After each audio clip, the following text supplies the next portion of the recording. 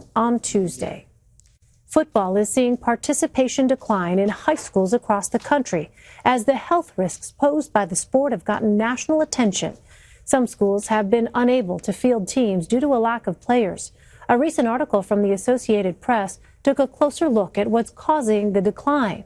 Ben Nuckols is a sports writer for the Associated Press and the author of that article. He joins me now from Washington. Ben, welcome. Thanks for having me. So participation in football is down 3.5% over the past 5 years. What are some of the things causing that trend? Well, fear of injury and fear of concussions and greater awareness of the consequences of concussions and the long-term effects, the disease CTE. Those are weighing on the minds of students and their parents. And to be clear, it's not just parents who are telling their kids they're not allowed to play football. It's kids making this decision on their own. Yeah, that's a really important point. I wonder, Ben, is there a place where we're seeing this decline most significantly, or is it universal across the country?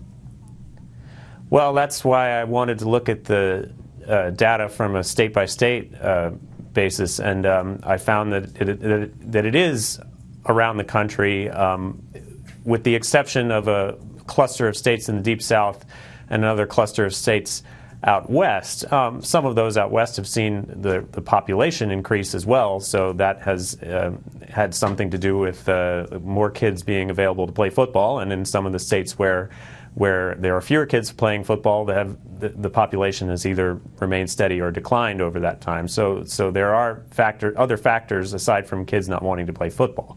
However, participation in high school sports overall is up over this period, and participation in football has declined. Let's talk about CTE and concussions. What kind of ramifications could this have if the NFL, if fewer kids play football growing up, and what is the league doing to try to promote football to kids? Well, the league is concerned about it. They want, obviously, to have the best athletes playing football because they believe football is the best team sport that there is. However, the NFL is offering other options, and it runs a program. Well, it doesn't run the program. There's an organization called USA Football that has an NFL-branded flag football program that's seen a huge increase in participation over the past 3 years. It's up about 66% over that time. Well, there's also a financial aspect to this story. Schools often rely on football ticket sales to help fund other sports teams. What can you tell us about that? That's right, and that's why high schools and their athletic directors are concerned about this decline, because if they can no longer field football teams, or then they will not be able to sell tickets, and the revenue from football goes to fund other sports in high schools as it does in college. I wonder, is there anything sort of filling the void in those places where football has declined?